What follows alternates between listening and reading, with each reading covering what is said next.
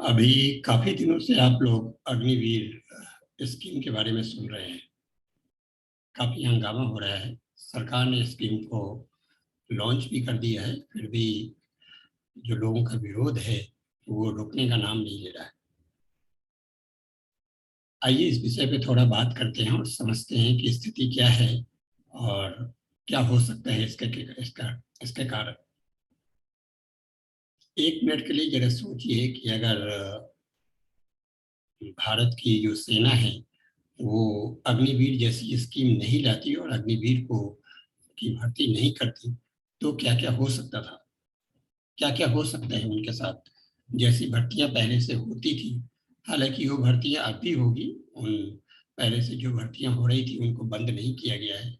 जो अग्निवीर की नई ये स्कीम लाई गई है, ये नई स्कीम है और इससे वास्तविक तौर पे उस पर कोई असर नहीं पड़ता है जो पहले से भर्तियां हो रही थी।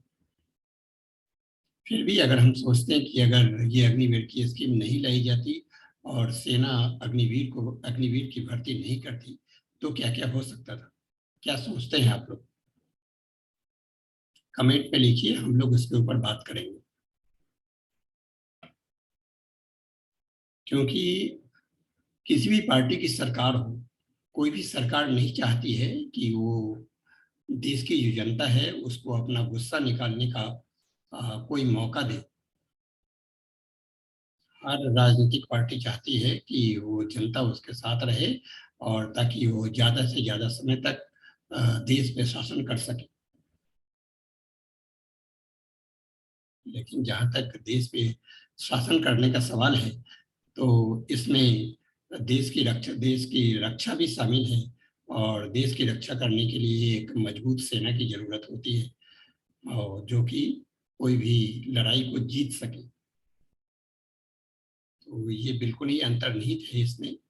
तो अगर देश की रक्षा के लिए अगर किसी सरकार को कुछ करने की जरूरत महसूस होती है तो वो पहले उस काम को करना चाहेगी या और पहले जो जनता है उसके गुस्से के ऊपर ध्यान देगी।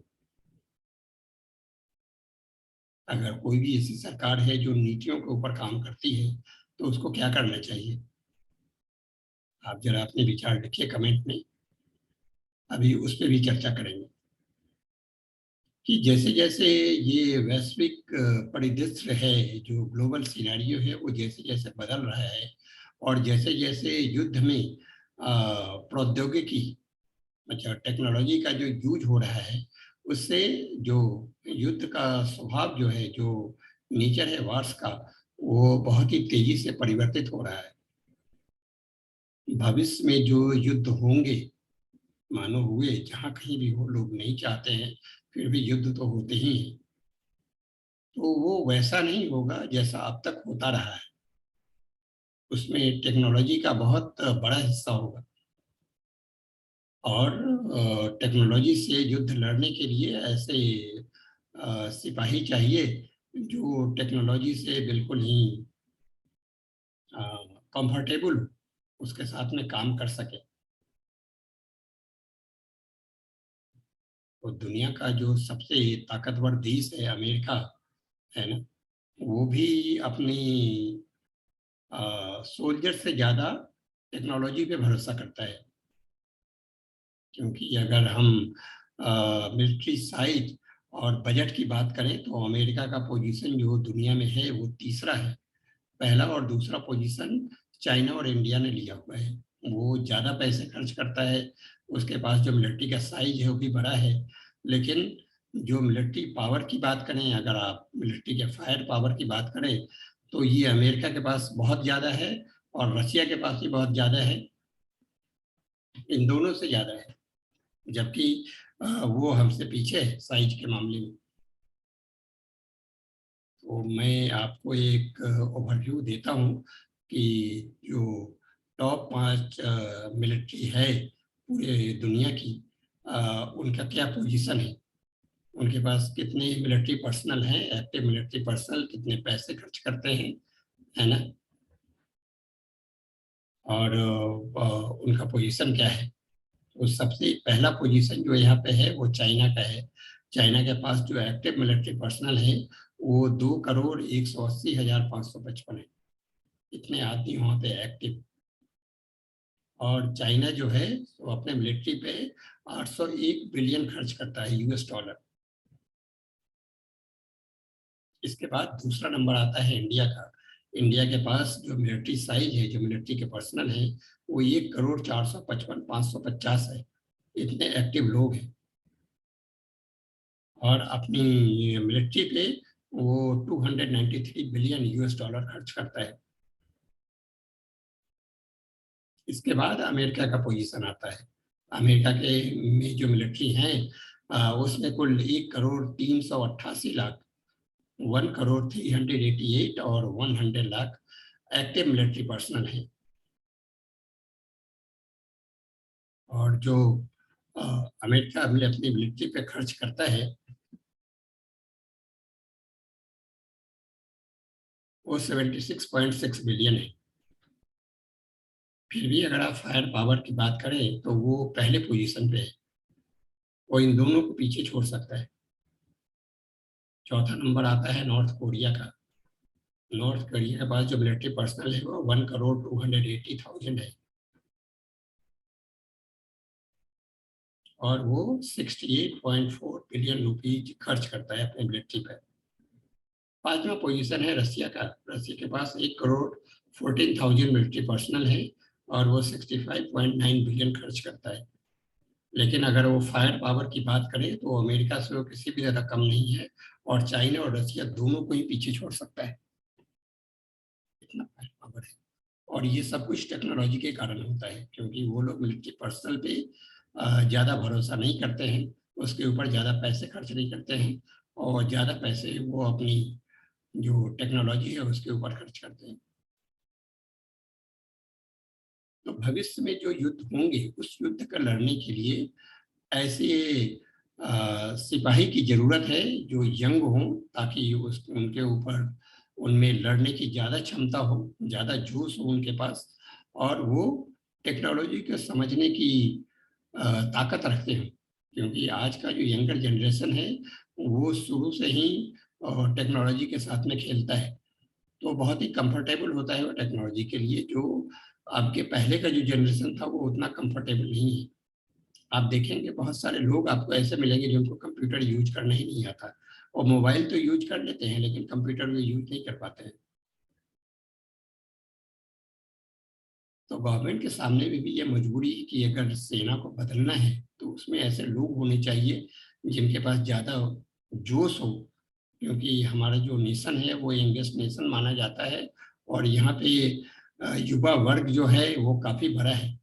तो ऐसे लोगों को सेना में लेना चाहिए अगर हमको अपनी सेना को मजबूत बनाना है। और ये जो अग्निपथ स्कीम है, जो अग्निवीर को जो सेना में बहाल किया जा रहा है, इस तरह की स्कीम दुनिया के करीब 30 देशों में लागू है और किसी भी देश में कभी भी इस स्कीम के विरोध में कोई प्रदर्शन नहीं हुआ। ऐसा प्रदर्शन आप सिर्फ भारत में देख सकते हैं, क्योंकि भारत ने अपने नागरिकों को बहुत ज़्यादा स्वतंत्रता दी हुई है। यहाँ पे अपनी बात आप रख सकते हैं, जिसका ज़्यादातर स्थिति में दुरुपयोग होता है। क्योंकि जो अल्पसंख्यक समुदाय है और जो विपक्षी दल है वो इस मौके का फायदा उठाते हैं और अपनी ताकत का परिचय देते हैं। खासकर ये जो विरोध हुआ इसमें अल्पसंख्यक ही नहीं, इसमें सभी वर्ग के लोग शामिल थे और ज्यादातर जो युवा वर्ग है वो लोग शामिल थे। तो ऐसे जो दंगाई हैं उनसे सरदार को बड़ी सख्ती से निपटना चाहिए और उन्होंने जो नुकसान पहुंचाया है सार्वजनिक संपत्ति को उसकी बिल्कुल भरपाई करनी चाहिए उन लोगों से।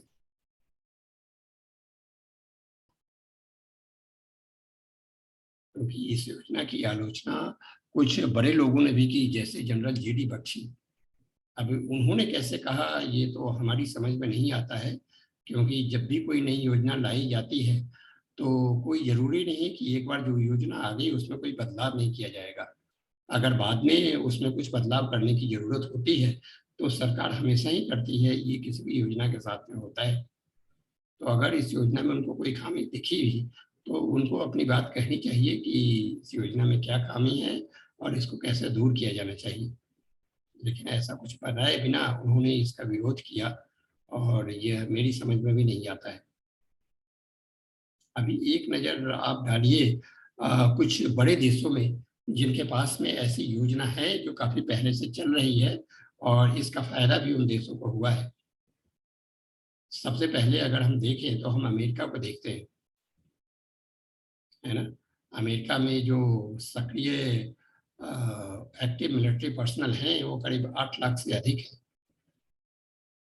और अमेरिका जब वर्ल्ड वॉर 1 और वर्ल्ड वॉर 2 के बाद में जब उसको कोरिया में युद्ध का सामना करना पड़ा और वियतनाम में युद्ध का सामना करना पड़ा, तो उनको लगा कि उनके पास एक रिजर्व फोर्स होना चाहिए। तो इसलिए उन्होंने वहाँ के यूथ के लिए सैन्य सेवा अनिवार्य कर दी कि 4 साल के लिए वह सैन्य कर्मियों का, मिलिट्री पर्सनल का रिक्रूटमेंट करता है, और बाद में 4 साल की ड्यूटी, उसको 4 साल के रिजर्व ड्यूटी में रखता है, जहाँ उसको कभी भी बुलाया जा सकता है। कभी भी अगर सैनिक की ज़रूरत पड़े, तो इन सैनिकों को बुलाया जा सकता है। सैनिकों को वहाँ पे पेंशन दिया जाता है, और अगर वो पहले बाहर निकल जाते हैं, तो उनको कई तरह के भत्ते मिलते हैं।